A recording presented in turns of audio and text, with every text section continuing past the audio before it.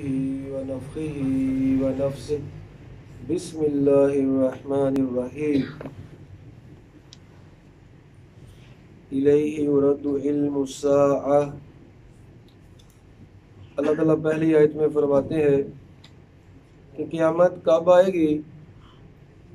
الیہ یرد علم الساعہ، وہ اللہ ہی کو پتہ ہے کہ قیامت کب قائم ہوگی۔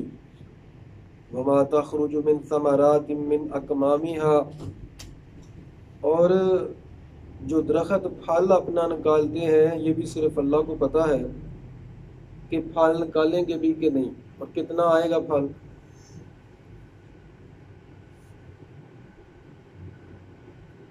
وما تحمل من انثى ولا تضع الا بعلمه، اور جو مؤنث حاملہ ہوتی ہے اس کے پیٹ میں کیا ہے اور کب جو ہے وضع حمل ہوگا، یہ صرف اللہ کو پتہ ہے۔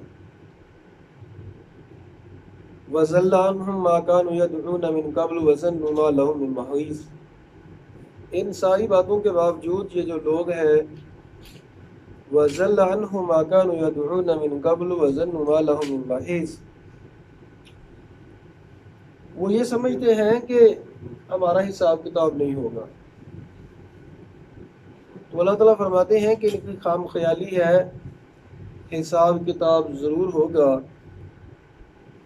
لا يسأم الانسان من دعاء الخیر وان مسه الشر فیئوس کنود، انسان جو ہے خیر لیتے ہوئے تھکتا نہیں ہے، اور اسے اگر شر پہنچ جاتا ہے فیئوس کنود، تو مایوس ہو جاتا ہے۔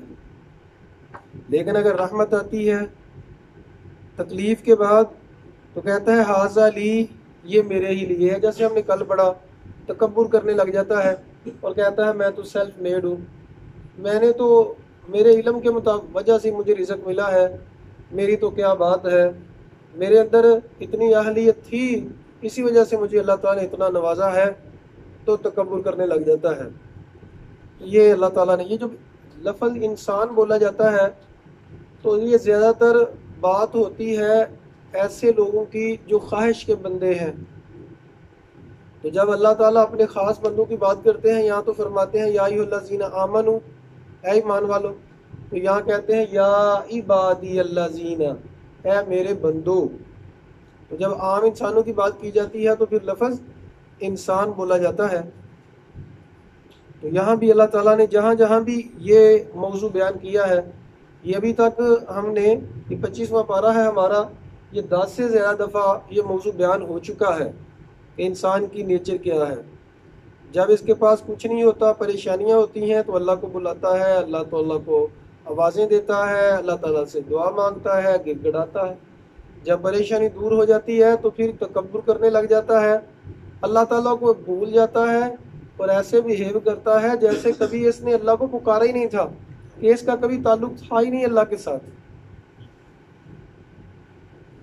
سَنُرِيهِمْ آیاتنا فی الآفاق وفی انفسہم، ہم ان قریب ایسے لوگوں کو، یہ چونکہ بات ہو رہی ہے پیچھے کافروں کی، تو اللہ تعالیٰ فرماتے ہیں سَنُرِيهِمْ آیاتنا فی الآفاق، ہم ان قریب دکھائیں گے ان کو نشانیاں آفاق میں۔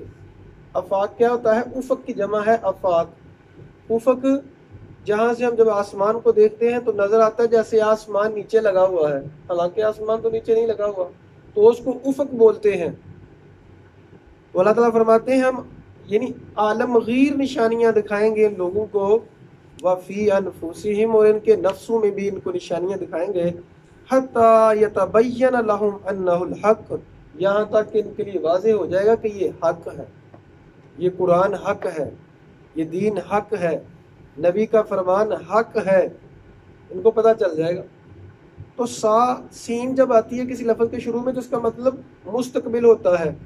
اب دیکھیں یہی چیزیں جو آج ہمارے پاس ہیں، جو ہماری بیسک ضروریات ہیں، اگر یہ صحابہ کرام کے دور میں یا ان کو صرف بتایا جاتا کہ ایسے ہوگا تو وہ لوگ خام خواہ پریشان ہو جاتے۔ وہ تو ماننے والے تھے، انہوں نے تو ماننا تھا، لیکن جب قرآن نازل ہو رہا تھا تو ان کو بتانے کی ضرورت نہیں تھی۔ اللہ تعالیٰ چونکہ یہ داہری سسٹم جو ہے یہ بھی ابھی پیدا ہوا ہے، اس وقت تو جو صحابہ کرام تھے یا تو پکے لوگ کافر تھے یا پھر پکے مسلمان تھے، کچھ ایک منافق تھے، لیکن یہ کمیونسٹ ہونا، یہ داہریہ ہونا، اسی طرح سیکولر ہونا، اس طرح کی جو بلائیں ہیں اب آئی ہیں، یہ فتنے. تو اللہ تعالیٰ فرماتے ہیں کہ ہم مستقبل میں ان کو ایسی ایسی نشانیاں دکھائیں گے کہ ان کے لیے واضح ہو جائے گا. اب قرآن کے اندر جتنے بھی اللہ نے حقائق بیان کیے ہیں، سائنس جو ہے ان کو رد نہیں کر سکی. ہم نے پچھلے سبقوں میں پڑھا ہے کہ سائنس پہلے کہتی تھی کہ سورج جو ہے، سورج تو کہتے تھے یہ ساکن ہے، یہ حرکت نہیں کرتا. آج کی جو سائنس کی تھیوری ہے وہ کہتی ہے سورج حرکت کرتا ہے، جبکہ 1400 سال پہلے کہ اللہ نے کہا ہوا ہے. یہ بھی 5 سے زیادہ جگہ پہ یہ موضوع بیان کیا گیا ہے. کل فی فلک یسبحون، ہر چیز مدار میں گھوم رہی ہے. انسان اگر اپنے اندر دیکھے تو اس کے اندر کتنی فیکٹریاں لگی ہوئی ہیں، کتنا زبردست نظام لگا ہوا ہے صرف گردوں کو واش کرنے کے لیے. وہ ایک صاحب بتا رہے تھے کہ میں دیکھ کے آیا ہوں، اتنا بڑا نظام ہے جو گردوں کو واش کرنے کے لیے لگایا گیا ہے. اتنا بڑا سسٹم ہے. تو ہمارا آٹو سسٹم لگا ہوا ہے، آٹو نظام لگا، بس کھا لیا تو بس سو لیا، چاہے جو مرضی کر لیں، لیکن اندر ہماری مشینری کام کر رہی ہے. تو جسم کے اندر دیکھیں ابھی سائنس نے بڑی ترقی کر لی ہے، میڈیکل سائنس نے خصوصی طور پہ. بچے جو ہیں 5 سال MBBS کرتے ہیں تو اس میں انسان کو پڑھتے ہیں. اس کے بعد 4 سال کا پھر FCPS ہوتا ہے جس میں اسپیشلائزیشن ہوتی ہے، پھر اسپیشلائزیشن کی بھی اسپیشلائزیشن ہوتی ہے. تو اللہ تعالیٰ نے ایک نظام رکھ دیا ہے، ایک نظام بنا دیا ہے کہ اللہ تعالیٰ فرماتے ہیں کہ اپنے اندر تمہیں نشانیاں ملیں گی، اپنے جسم کے اندر نشانیاں ملیں گی. اگر انسان اپنے جسم کے اندر غور کرے پتہ چلے گا کہ اللہ کی باتیں سچی ہیں. الا خبردار انہم فی مریۃ من لقاء ربہم، یہ لوگ جو ہیں شک میں ہیں، لیکن اس کا مطلب یہ نہیں کہ اگر شک میں ہے تو ان سے پوچھا نہیں جائے گا. الا انہ بکل شیء محیط، خبردار اللہ تعالیٰ ہر چیز کو خوب گھیرنے والا ہے. آگے ہے جی سورہ الشورى. الشورى مشورے کو کہتے ہیں، یہ مکی سورہ ہے.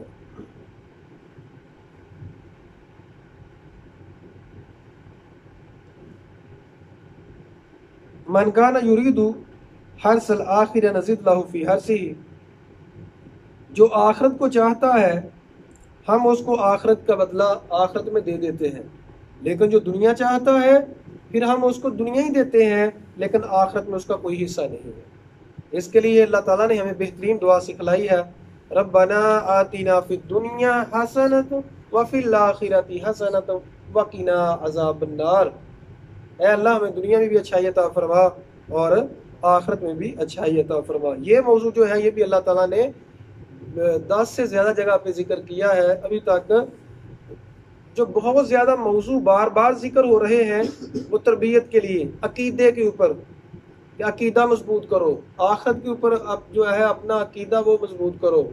اور جو انسان کی نیچر ہے، جو بری نیچر ہے کہ انسان کیا کرتا ہے کہ واویلا کرنے لگ جاتا ہے، جب کوئی مشکل آتی ہے، پریشانی آتی ہے تو پھر اللہ کو بھول جاتا ہے، شکوے شکایات کرنا شروع کر دیتا ہے. تو اللہ تعالیٰ بار بار یہ موضوع بیان کرتے ہیں تاکہ انسان جو ہے وہ راہ راست کے اوپر آ جائیں.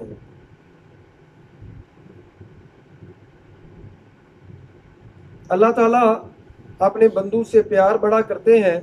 اللہ تعالیٰ فرماتے ہیں وَهُوَ الَّذِي يَقْبَلُ التَّوْبَةَ عَنْ عِبَادِهِ وَيَعْفُو عَنِ السَّيِّئَاتِ وَيَعْلَمُ مَا تَفْعَلُونَ. اللہ تعالیٰ اپنے بندوں سے توبہ قبول کرتا ہے. وَيَعْفُو عَنِ السَّيِّئَاتِ، اور بہت زیادہ گناہ، سیئہ کہتے ہیں چھوٹے گناہ، چھوٹے گناہوں سے درگزر کرتا ہے. وَيَعْلَمُ مَا تَفْعَلُونَ، اور جانتا ہے جو تم کرتے ہو. توبہ کے بارے میں ایک حدیث سماعت فرما لیں.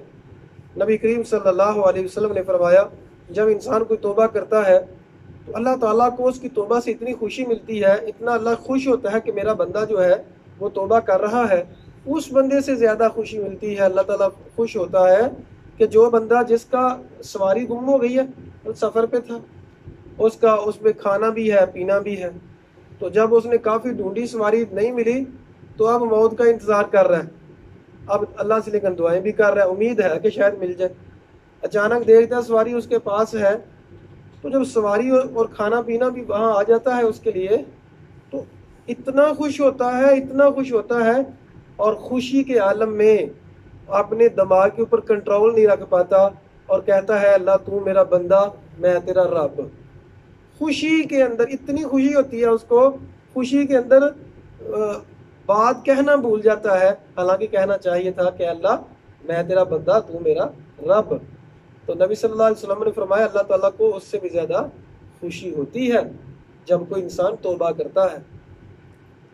تو توبہ کرنا، یہ توبہ کا مہینہ ہے، چند دن رہ گئے ہیں، ہم اپنا ٹائم ویسٹ نہ کریں اور اللہ تعالیٰ سے توبہ کریں. اللہ تعالیٰ فرماتے ہیں اللہ تعالیٰ کئی گناہ توبہ کے بغیر ہی معاف کر دیتے ہیں. چھوٹے چھوٹے گناہ وضو کرنے سے معاف ہو جاتے ہیں، نیکی کرنے سے معاف ہو جاتے ہیں. تو بڑے گناہ جو ہے ان کے لیے توبہ کرنی پڑتی ہے. اب بڑے گناہ جو ہیں کون سے ہوتے ہیں؟ تکبر کرنا، غیبت کرنا. جس گناہ کے لیے یہ کہا گیا ہے کہ جہنم ہے اس کے لیے، یہ بڑا گناہ ہے. جس گناہ کے لیے کہا گیا ہے کہ لعنت ہے اس پہ، وہ بڑا گناہ ہے. اسی طرح نبی صلی اللہ علیہ وسلم نے اللہ نے کہا کہ یہ ہلاک کر دینے والے گناہ ہیں، وہ بھی بڑے گناہ ہیں. تو بڑے گناہوں کے لیے توبہ کرنی پڑتی ہے، چھوٹے گناہ جو ہیں وہ خود بخود معاف ہو جاتے ہیں.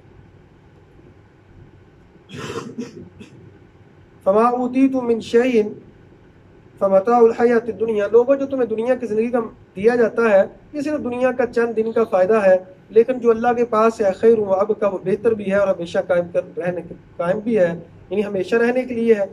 اور ایمان والے جو ہیں وہ اپنے رب کے اوپر ہی توکل کرتے ہیں. اگر ہم یہ بات سیکھ لیں کہ توکل کا ایک تو مطلب سیکھ لیں اور اپنے رب کے اوپر توکل کرنا سیکھ لیں، تو اتنا سکون ہے اس میں کہ کسی اور چیز میں اتنا سکون نہیں ہے. اب توکل کا مطلب کیا ہے؟ توکل کا مطلب اپنی محنت پوری کرنی ہے، اپنی طرف سے پوری محنت کرنی ہے، اور پھر جو ہے اللہ کے اوپر توکل کرنا ہے کہ اللہ تعالیٰ کو منظور ہوگا تو میرا کام ہو جائے گا. مطلب پہلے ہم نے اپنی محنت پوری کرنی ہے، یہ نہیں ہے کہ سوئے ہوئے ہیں اور اللہ کے اوپر توکل کیا ہوا ہے. اپنا کام پورا کرنا ہے پھر اللہ کے اوپر توکل کر دیں. تو وَمَن يَتَوَكَّلْ عَلَى اللَّهِ فَهُوَ حَسْبُهُ، جو اللہ کے اوپر توکل کرتا ہے اللہ اسے کافی ہو جاتا ہے. اللہ تعالیٰ فرماتا ہے ان اللہ یحب المتوکلین، جو اللہ کے اوپر توکل کرتے ہیں اللہ تعالیٰ ان کو کافی محبت کرتا ہے ان سے. اب توکل کا جب کام محنت ہم نے کرنی ہے ساری، تو پھر توکل کا فائدہ کیا ہوگا؟ ذہنی جو ٹینشن ہوتی ہے نا انسان کی وہ دور ہو جاتی ہے، ذہن انسان کا مطمئن ہو جاتا ہے. اور ذہن کا ہی تو سارا مسئلہ ہے. ذہن مطمئن ہو جائے نا تو پھر تو بڑی پریشانیاں حل ہو جاتی ہیں. تو اللہ تعالیٰ سے دعا ہے اللہ تعالیٰ ہمیں توکل کی دولت عطا فرمائے. استجیبوا لربکم من قبل، اللہ تعالیٰ کہتے ہیں اپنے رب کی باتوں کا جواب دو اس سے پہلے کہ تمہیں موت آ جائے. موت تو آنی ہے.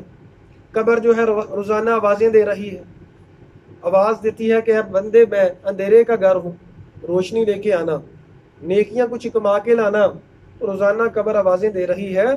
تو اللہ تعالیٰ فرماتے ہیں موت کے آنے سے پہلے جو ہے وہ تیاری کر لو، اللہ کی باتوں کا جواب دو. اللہ کی باتوں کا جواب کیا ہے؟ اللہ نے کہا کہ شرک نہیں کرنا، ہم کہیں گے اللہ ہم نے مان لیا. اللہ نے کہا کہ توکل کرنا ہے، ہم نے کہا اللہ مان لیا. اللہ نے کہا والدین سے بدتمیزی نہیں کرنی، اونچا نہیں بولنا، ہم نے کہا اللہ مان لیا. استجیبوا، جواب دو، باتیں کریں. یہ قرآن مجید ڈائلاگ ہے، یہ گفتگو ہے، اس قرآن سے باتیں کریں. اللہ فرماتے ہیں فیہ ذکرکم افلا تعقلون، یہ قرآن میں تمہارا ذکر ہے، کیا تمہیں عقل نہیں ہے اس بات کی کہ اس میں تمہارا ذکر ہے؟ تو ہمیں یہ اپنا ذکر ڈھونڈنا ہے. یہب لمن یشاء اناسا، اللہ جسے چاہتا ہے مذکر عطا فرماتا ہے، جسے چاہتا ہے مؤنث عطا کر. پہلے بھی یہ موضوع گزرا ہے. اللہ تعالیٰ فرماتے ہیں جاہل گمراہ لوگ جو ہیں جب ان کو مؤنث کی خوشخبری دی جاتی ہے کہ بیٹی ہوئی ہے، ان کے چہرے جو ہیں وہ سیاہ ہو جاتے ہیں. یہاں اللہ تعالیٰ نے ایک چیز کا اضافہ کیا کہ جب یہ مشرکین مکہ کہتے تھے فرشتے اللہ کی بیٹیاں ہیں، تو اللہ تعالیٰ فرماتے ہیں یہ فرشتوں کو اللہ کی بیٹیاں بناتے ہیں، اور جب ان کو بیٹیوں کے بارے میں بتایا جاتا ہے تمہاری بیٹی ہوئی ہے تو خود جو ہے اپنے لیے بیٹی کو پسند نہیں کرتے. تو یہ جاہل لوگوں کی بات ہے کہ بیٹے کے لیے تو بڑا خوش ہوتے ہیں اور بیٹی کے لیے جو ہے وہ ناراض ہوتے ہیں، اور خواتین کے اوپر ظلم و ستم بھی کیے جاتے ہیں، کئی طلاقیں بھی ہو جاتی ہیں. تو اس جہالت کو ہمیں ختم کرنا چاہیے۔ سورۃ الزخرف، سبحان اللہ سخر لنا، اللہ تعالیٰ فرماتے ہیں میرے بندے جب سواری پہ بیٹھتے ہیں، کسی بھی سواری پہ، تو دعا پڑھتے ہیں سبحان اللہ سخر لنا ھذا وما كنا له مقرنین وانا الی ربنا لمنقلبون۔ تو جب بھی سواری پہ بیٹھیں تو یہ دعا پڑھیں۔ 20 نمبر آیت میں سورۃ الزخرف کی میں اللہ تعالیٰ نے انسان کی چلاکی بیان کی ہے کہ انسان سمجھتا ہے میں بڑا چلاک ہوں، لیکن اللہ تو اللہ جس نے مشینری یہ پیدا کی ہے، اس اللہ کو پتہ ہے سارا کہ یہ کون چلاک ہے اور کون چلاک۔ اللہ سے تو دیکھیں، اللہ کے ساتھ تو کوئی ایسا نہیں کام کر سکتا نا جو انسان سمجھتا ہے کہ میں اللہ کے ساتھ چلاکیاں کر رہا ہوں۔ اللہ فرماتے ہیں وقالو، یہ کافر لوگ اور یہ مشرک لوگ کہتے ہیں لو شاء الرحمن، اگر رحمان چاہتا، ما عبدناہم، ہم ان کی عبادت نہ کرتے، ما لہم بذالک من علم، ہمیں کوئی علم نہیں ہے، انہم الا یخرصون۔ اللہ فرماتے ہیں یہ صرف اندازے لگا رہے ہیں، جھوٹ بول رہے ہیں۔ پیچھے بھی ایک آیت گزری تھی اسی طرح کی کہ جب یہ بے عمل لوگ ہیں کہتے ہیں کہ اگر اللہ ہمیں توفیق دے تو ہم عمل کر لیں، اگر اللہ کو منظور نہ ہوتا تو ہم گناہ نہ کرتے۔ علامہ اقبال نے اس کے اوپر شعر کہا خبر نہیں کیا نام ہے اس کا، خدا فریبی کے خود فریبی، عمل سے فارغ ہوا مسلمان بنا کے تقدیر کا بہانہ۔ تقدیر کا بہانہ بناتا ہے، جی تقدیر میں لکھا ہوا ہے ایسا۔ اللہ کے بندے تجھے پتہ ہے تقدیر میں ایسا لکھا ہوا ہے؟ تو اللہ تعالیٰ نے یہاں فرماتے ہیں کہ یہ جو کافر لوگ ہیں اور جاہل لوگ ہیں یہ کہتے ہیں کہ اگر اللہ چاہتا تو ہم شرک نہ کرتے۔ 36 نمبر آیت ہے جی، بڑی ہی سمجھنے والی آیت ہے، ویسے تو ہر آیت سمجھنے والی ہوتی ہے، اس کے اوپر چونکہ اکثریت کا عمل نہیں ہے تو ہمیں اس کے اوپر عمل لانا ہے، نہیں تو پھر انجام وہی ہوگا جو اس آیت میں بیان کیا گیا۔ وَمَن يَعْشُ عَن ذِكْرِ الرَّحْمَنِ، جو رحمان کے ذکر سے منہ موڑتا ہے۔ ذکر کا ہم نے پڑھا تھا، ایک تو مراد دین ہے، دوسرا ذکر قرآن مراد ہے۔ جیسے اِنَّا نَحْنُ نَزَّلْنَا الذِّكْرَ وَإِنَّا لَهُ لَحَافِظُونَ، یہ ذکر ہم نے نازل کیا ہے اور ہم ہی اس کی حفاظت کرنے والے ہیں۔ تو ذکر اللہ فرماتے ہیں من یعش عن ذکر الرحمن، جو رحمان کے ذکر سے منہ موڑے گا، نقیض لہ شیطانا فہو لہ قرین، ہم اس کے لیے ایک اسپیشل شیطان مقرر کر دیتے ہیں جو اس کا ساتھی بن جاتا ہے، جو اس کا دوست بن جاتا ہے۔ اب یہ ضروری نہیں ہے کہ وہ شیطان جو ہے وہ جنوں میں سے ہی ہو، کوئی انسانوں میں سے بھی اس کا ایسا، یہ تفسیر مفسرین نے بڑی ڈیٹیل سے لکھا ہے کہ وہ انسانوں میں سے بھی ہو سکتا ہے جو اس کا دوست بن جائے، جو اس کو گمراہ کرے۔ اسی لیے اللہ تعالیٰ نے اگلی آیات میں دوستوں کے بارے میں فرمایا۔ تو ہمیں یہ دیکھنا چاہیے کیا ہم قرآن سے منہ تو نہیں موڑتے، جب قرآن کی بات ہو رہی ہو تو ہم اس کو اگنور تو نہیں کرتے۔ وَمَن يَعْشُ عَن ذِكْرِ الرَّحْمَنِ، فرمایا جو رحمان کے ذکر سے منہ موڑتا ہے۔ پیچھے یہ موضوع گزرا تھا، اللہ تعالیٰ فرماتے ہیں من اعرض عن ذکری فإن له معیشۃ ضنکا، جو ہماری آیات سے ذکر سے منہ موڑتا ہے اس کی معیشت تنگ ہوگی، قیامت والے دن اس کو اندھا کھڑا کیا جائے گا اور اسے بلا دیا جائے گا عذاب دے کے۔ 67 نمبر آیت میں اللہ فرماتے ہیں دوستوں کے بارے میں، جو دوستیاں لگاتے ہیں۔ انسان جی کی نیچر ہے کہ یہ اکیلا نہیں رہ سکتا، انسان ہے نا انس سے ہے، محبت کرتا ہے ایک دوسرے سے، چاہت کرتا ہے، اکیلا نہیں رہ سکتا۔ تو اسی لیے اس کی اہمیت بھی بہت زیادہ ہے کہ آپ کے دوست کون سے ہوں۔ نبی صلی اللہ علیہ وسلم نے فرمایا اچھی طرح دیکھ لیا کرو کہ تمہارے دوست کون ہیں، کیونکہ دوستوں کی وجہ سے بعض انسان جنت میں جائے گا اور جہنم میں بھی چلا جائے گا۔ المرء علی دین خلیلہ، انسان اپنے دوست کے دین پہ ہوتا ہے۔ المرء مع من احب، تیسری حدیث کہ انسان اسی کے ساتھ ہوگا جس سے محبت کرتا ہے۔ الاخلاء یومئذ بعضهم لبعض عدو الا المتقین، خلیل یہ قریبی دوست ایک دوسرے کے قیامت والے دن دشمن ہوں گے، الا المتقین مگر متقی لوگ، قریبی لوگ۔ یہ جو دوست بنائے ہوئے ہیں نا، یہ اکثریت ان کی دشمنوں کی ہوگی۔ کیوں؟ قیامت والے دن کہیں گے اللہ اس نے ہمیں دین سے دور کر دیا تھا، اے اللہ اس نے ہمیں جو ہے قرآن سے دور کر دیا تھا، نماز سے دور کر دیا تھا، اس کو عذاب دوہرا دو۔ اللہ کہیں گے تم سب کے لیے دوہرا عذاب ہے لیکن تمہیں پتہ نہیں ہے۔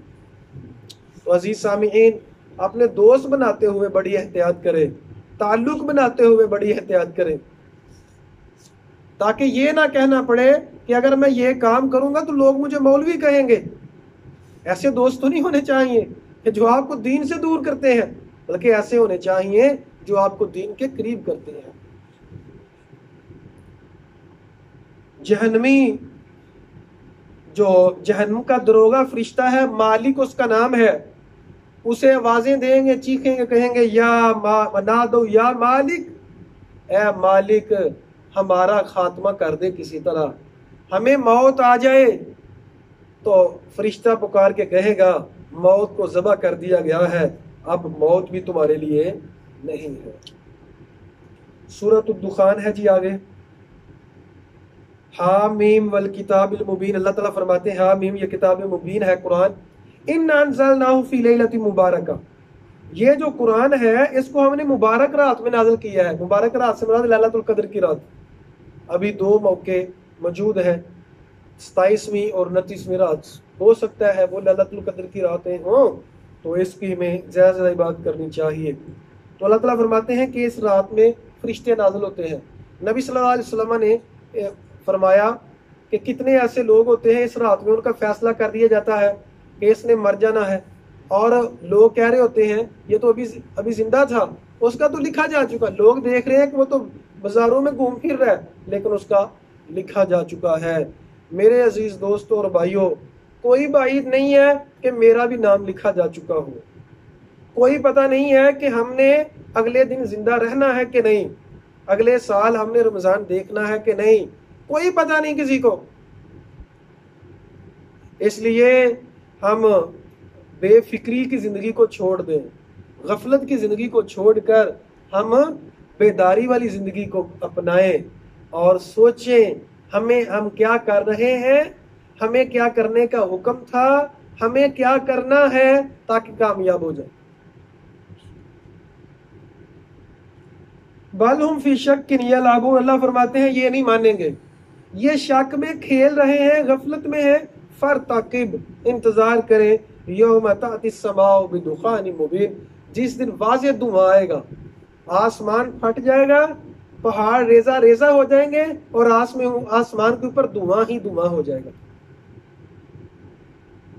تو فرمایا کہ اس دن کا انتظار کرو، ہم بھی انتظار کرتے ہیں۔ پھر جہنمیوں کی بات کی گئی، ان شجرۃ الزقوم، ان کو زقوم کا درخت کھلایا جائے گا، طعام الاسیم، گناہ گاروں کا کھانا ہے۔ نبی صلی اللہ علیہ وسلم کی حدیث کا مفہوم ہے کہ اگر یہ جہنمیوں کا جو کھانا ہے یہ تھوہر کا درخت اور زقوم اگر زمین پہ گرا دیا جائے تو زمین ساری غذائیں زہریلی ہو جائیں، اتنا خطرناک جو ہے کھانا ہے۔ سورۃ الدخان کی آیت نمبر اللہ تعالیٰ متقین کی صفات بیان کرتے ہیں کہ متقین جو ہیں وہ ان کو کیا کیا اور کیسے کیسے کتنے انعامات ملیں گے، وہ ساری ڈیٹیل ہم پہلے بھی پڑھ چکے ہیں کہ ان للمتقین مفازا، متقین کے لیے کامیابی ہے، ان کے لیے باغات ہیں۔ ہمیں دعا کرنی چاہیے اے اللہ ہمیں متقین میں سے شامل فرما دیں۔ آگے سورۃ الجاسیہ ہے، ام حاسب الذین اجترحوا، کیا یہ جو لوگ واضح گناہ کرتے ہیں انہوں نے گمان کر رکھا ہے کہ ان کو ایسے چھوڑ دیا جائے گا؟ ایسا نہیں، ان کو چھوڑا نہیں جائے گا، ان کا حساب لیا جائے گا۔ نبی صلی اللہ علیہ وسلم نے فرمایا کوئی بھی انسان جو ہے اس کو 5 چیزوں کا حساب لازمی دینا پڑے گا قیامت والے دن۔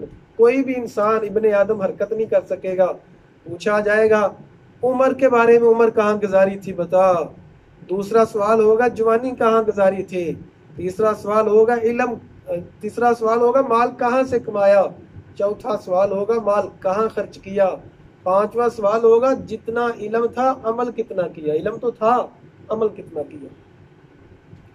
آخری آیت ہے جی جو ہم نے ٹاپک پڑھنا ہے، افرأیت من اتخذ الہہ ہواہ، کیا اے نبی کیا آپ نے دیکھا ہے ایسے شخص کو جس نے اپنی خواہش کو اپنا رب بنایا ہوا ہے، وَأَضَلَّ اللَّهُ، اور اللہ تعالیٰ نے اس کو علم کے باوجود گمراہ کر دیا ہے۔ جتنا مرضی کوئی بڑا عالم ہو، جتنا مرضی کوئی بڑا اسکالر ہو، اگر وہ اپنی خواہش کی پیروی کرے گا تو گمراہ ہو جائے گا۔ اللہ تعالیٰ فرماتے ہیں وَأَمَّا مَن طَغَىٰ وَآثَرَ الْحَيَاةَ الدُّنْيَا، جو بندہ سرکشی کرتا ہے، دنیا کی زندگی کو ترجیح دے گا، سادہ سا اصول ہے، فَإِنَّ الْجَحِيمَ هِيَ الْمَأْوَىٰ، اس کا ٹھکانہ جہنم ہے۔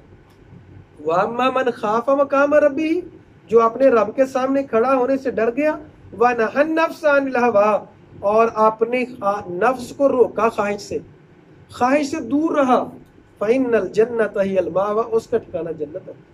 خواہش کی مخالفت کرنی ہوگی۔ خواہش اور انسان کی جو زمین، وہ نفس تو وہ تو گناہ کی دعوت دیتا ہے۔ میں پہلے بھی عرض کر چکا ہوں، بندوں کی 4 قسمیں ہیں۔ ایک بندے اللہ کے ہوتے ہیں، وہی ہمیں بننا ہے اور اس پہ فخر کرنا چاہیے، اس پہ فخر ہونا چاہیے، اے اللہ ہمیں اپنے مخلص بندوں میں شامل فرما دے۔ اور بندہ اللہ کا جو ہوتا ہے، اس کی اپنی مرضی بالکل نہیں ہوتی، وہ اللہ کی مرضی کے مطابق چلتا ہے۔ اب باقی جو 3 قسمیں ہیں وہ تینوں گمراہ ہیں، صرف ایک قسم ہے پہلی جو ہدایت پہ ہے، وہ اللہ کے بندے ہیں۔ دوسری قسم جو خواہش کا بندہ ہے، یہ قرآن مجید میں 5 سے زیادہ جگہ پہ ذکر کیا گیا ہے کہ جو خواہش کا بندہ ہے۔ سورۃ الکہف میں بھی اللہ تعالیٰ نے ذکر کیا۔ تو خواہش کا بندہ جو کہتے ہیں میں مرزیدہ بندہ، میں تو اپنے دل کی مانتا ہوں، میں تو جو میرا دل کرتا ہے میں بس وہی کرتا ہوں اور کسی کی نہیں مانتا۔ بڑے فخر سے لوگ بعض دفعہ جذباتی ہو جاتے ہیں اور کہتے ہیں میں تو اپنے باپ کی بھی نہیں مانتا۔ ظالم، تو اگر باپ کی نہیں مانتا تو کس کی مانتا ہے؟ تو رب کی بھی نہیں مانتا ہوگا، کیونکہ رب نے کہا نا باپ کی ماننی ہے۔ تیسری قسم جو ہے وہ ہے شیطان کے بندے۔ اللہ تعالیٰ نے قرآن مجید میں بارہا ارشاد فرمایا لا تعبدوا الشیطان، شیطان کی بندگی نہ کرنا، اس کے بندے نہ بننا۔ اب شیطان کا بندہ کون ہے؟ جو شیطان کی بات مانتا ہے۔ چوتھے قسم کے وہ بندے ہوتے ہیں، لوگوں کے بندے ہوتے ہیں، وہ دیکھا دیکھی چلتے ہیں، لوگ کیا کہہ رہے ہیں، لوگ کیا سن رہے ہیں، لوگوں کا کیا سٹائل ہے آج کل، جیسے اتخذوا احبارهم ورهبانهم اربابا من دون اللہ۔ اللہ تعالیٰ فرماتے ہیں ان لوگوں نے اللہ کے علاوہ اپنے علماء اور درویشوں کو رب بنایا ہوا ہے، کہ ان لوگوں نے اپنے پیروں کو رب بنایا ہوا ہے۔ کیا جی جو وہ کہہ دیں بس ٹھیک ہے۔ میں ہمارے گاؤں میں تھا ایک معاملہ، وہ انہوں نے کہا کہ بھائی نماز نہیں پڑھنی، وہ نماز نہیں پڑھتے، روزہ نہیں رکھنا، اور جناب ان کو پیر بنایا ہوا ہے۔ اب دیکھیں یہ رب ماننا نہیں ہے، وہ کہتے ہیں ہمارے دل کی نماز ہے، ہمارے دل کا روزہ ہے۔ یہ بہت بڑا فتنہ ہے۔ تو لوگ جو ہیں اپنے درویشوں کو، اپنے پیروں کو رب بنا لیتے ہیں، تو یہ بھی گمراہ ہے۔ ایک ہی قسم ہے بندوں کی جو ہدایت پر ہے، جو اللہ کے بندے ہیں۔ آپ سے کوئی پوچھے کیا بننا ہے، آپ کہیں میں نے اللہ کا بندہ بننا ہے۔ ٹھیک ہے جی، اللہ کا بندہ بننا یہی ہماری ٹریننگ ہے۔ اللہ تعالیٰ سے دعا ہے اللہ تعالیٰ ہمیں اپنے مخلص بندے بننے میں ہماری مدد فرمائے۔ اقول قولی ھذا استغفر اللہ لی ولکم ولسائر المسلمین۔